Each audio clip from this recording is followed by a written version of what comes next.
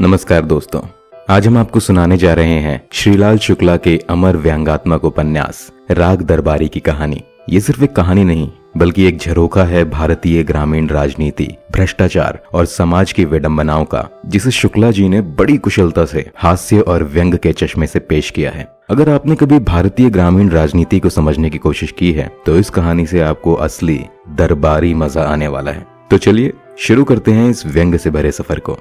कहानी का मुख्य मंच है शिवपालगंज, एक छोटा सा गांव, लेकिन यहाँ की राजनीति किसी बड़े शहर से कम नहीं। गांव का हर आदमी मानो कोई छोटा मोटा नेता हो। हर कोई सत्ता के चक्कर में लगा हुआ है, और सत्ता भी ऐसी कि एक झोपड़ी तक का मालिक बनने के लिए लोग किसी भी हद तक जा सकते हैं। गांव में एक स्कूल है, लेकिन उसे देखकर लगता है जैसे वो शिक्षा का मंदिर कम और भ्रष्टाचार का अड्डा ज्यादा है। वहाँ शिक्षा की बात उतनी ही होती है जितनी चुनाव के समय ईमानदारी की।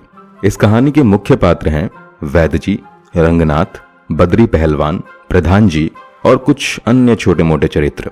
इन सभी के बीच एक अनकहा समझौता है, काम कोई भी हो, मुनाफा अपना होना चाहिए।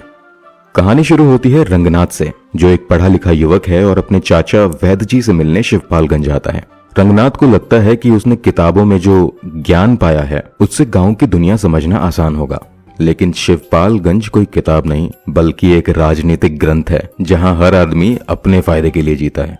रंगनाथ गांव में आते ही महसूस करता है कि यहाँ की दुनिया शहर से बिल्कुल उलट है। शहर में लोग दिखावे में और गांव में कपट में जीते हैं।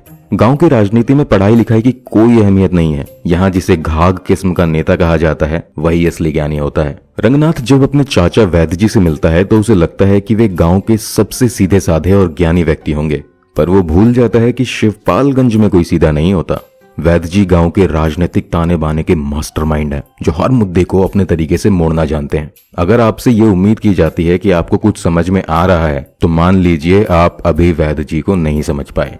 शिवपालगंज का असली अखाड़ा है पंचायत। यहाँ पर छोटे से छोटे फैसले भी ऐसे लिए जाते हैं जैसे देश का संविधान बन रहा हो। पंचायत में प्रधान जी, मास्टर साहब, बद्री पहलवान और वैद्य जी बैठते हैं, लेकिन यहाँ बैठने का सबका अपना अलग मकसद है। प्रधान जी को अपनी कुर्सी बचानी है, बद्री पहलवान को अपना रौब दिखाना है, मास्टर साहब को दिखावे का ज्ञान बघारना है और वैद्य जी को बस खेल में सबको नचाना है। एक बार पंचायत में चर्चा होती है स्कूल की बदहाली पर। अब आप सोचेंगे कि इस पर कोई गंभीर चर्चा होगी, लेकिन ये है शिवपालगंज। यहाँ हर गंभीर मुद्दे पर भी राजनीति की चटनी चढ़ाकर परोसी जाती है। वैद्य जी बड़ी गंभीरता से सुझाव देते हैं कि स्कूल को ठीक करने की कोई जरूरत नहीं है, क्योंकि गांव के बच्चों का भविष्य तो खेतों में ही है। अगर स्कूल ठीक हो गया तो बच्चे पढ़ लिख कर गांव छोड़ देंगे, इससे गांव की शक्ति संरचना बिगड़ जाएगी। ऐसे तर्कों के बाद भी पंचायत हंसते हंसते मान जाती है कि स्कूल को जैसा है वैसा ही रहने दिया जाए। ये सीन हमें न सिर्फ शिक्षा व्यवस्था का सच दिखाता है बल्कि ग्रामीण राजनीति का वो व्यंग्यात्मक पहलू भी, जहां सब जानते हैं कि वे गलत कर रहे हैं लेकिन फिर भी अपनी चालाकी में मस्त रहते हैं।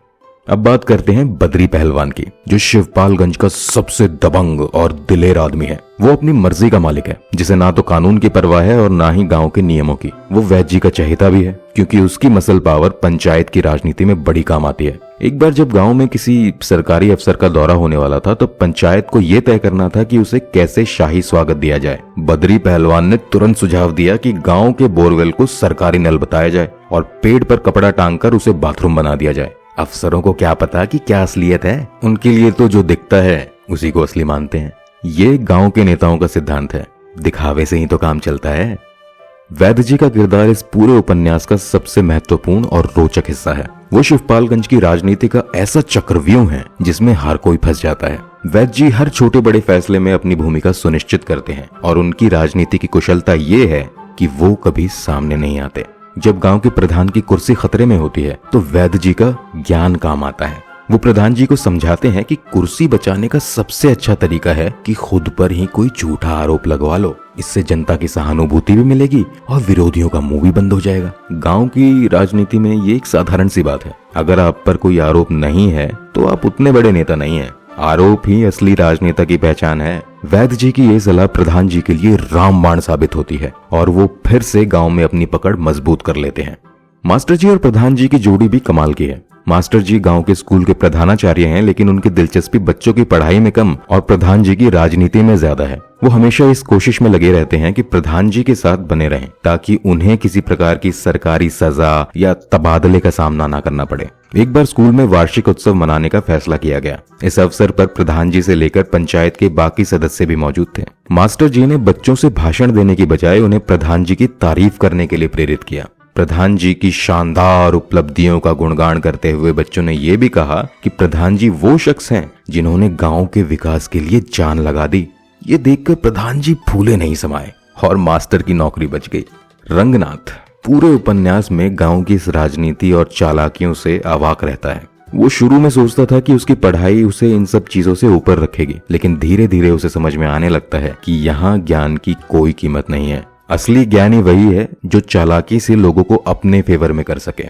अंत में रंगनाथ को एहसास होता है कि इस गांव की राजनीति और सत्ता का चक्र इतना मजबूत है कि इसे बदलना लगभग असंभव है। वो शहर वापस जाने का निर्णय करता है, लेकिन शिवपालगंज उसे एक गहरे अनुभव से भरकर विदा करता है। राग दरबारी सिर्फ एक व्यंग नहीं, बल्कि भारतीय समाज की राजनीति और उसकी जटिलताओं का आईना है। श्रीलाल शुक्ला ने बड़े ही चुटीले और तीखे तरीके से दिखाया है कि कैसे भारतीय गांवों में राजनीति, शिक्षा और समाज के हर पहलू में भ्रष्टाचार और स्वार्थ की जड़ें गहराई तक फैली हुई हैं। अगर आपको ये कहानी पसंद आई हो तो हमारे चैनल को सब्सक्राइब करें और ऐसी ही दिलचस्प कहानियों के लिए जुड़े रहें। धन्यवाद।